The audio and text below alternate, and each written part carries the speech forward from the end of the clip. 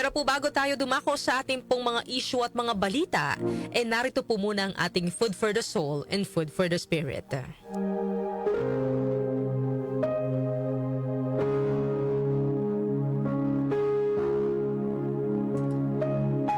Sa isang classroom, inatasan ng teacher ang kanyang mga estudyante na magdala ng mga kamatis at ilagay ito sa isang plastic bag.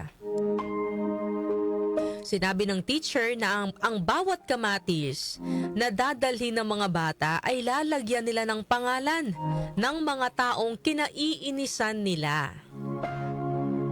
At kung ilan ang taong kinaiinisan nila, ay ganun din dapat ang dami ng kamatis na kanilang dadalhin. So kung halimbawa 5 tao yung kinaiinisan mo, 5 tao din, 5 kamatis din yung dapat dadalhin mo.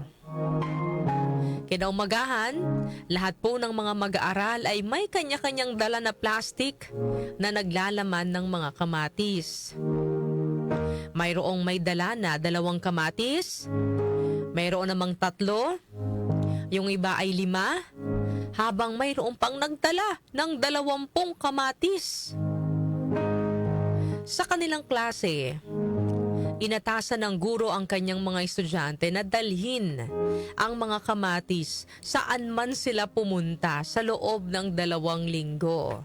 So bit-bit ng mga estudyante yung plastic na may lamang kamatis sa loob po ng 2 linggo kahit saan man sila magpunta. Lumipas ang mga araw at nagsimula ng magreklamo ang mga bata dahil sa pagkabulok at mabahong amoy ng mga kamatis.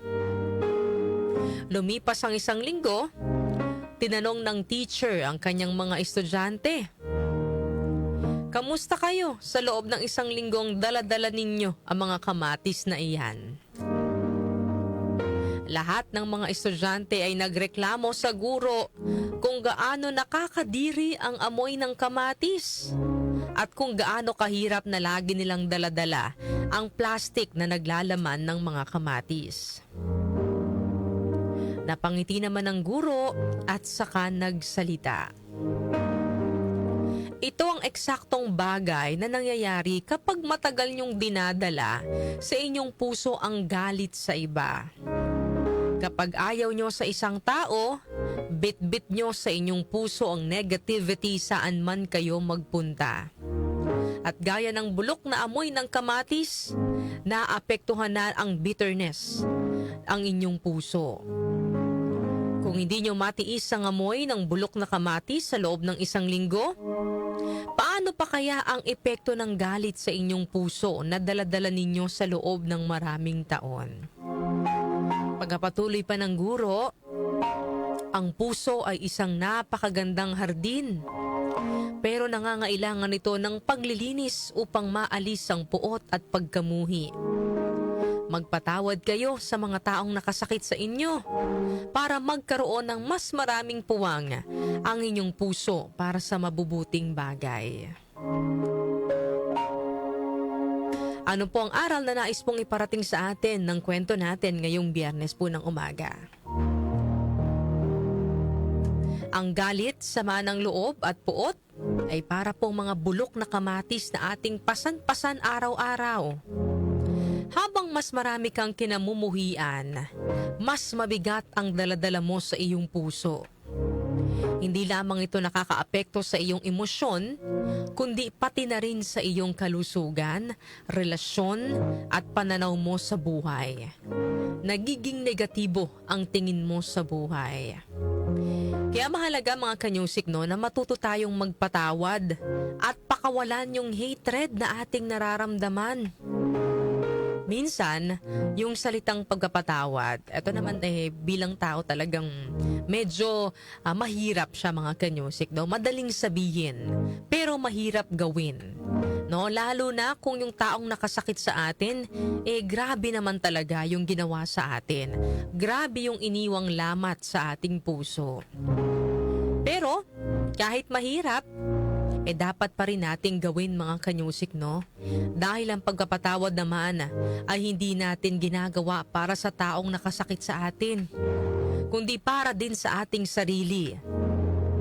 Dahil tayo rin naman mga kanyusik yung naaapektuhan kapag mayroon tayong bitbit na galit sa ating puso.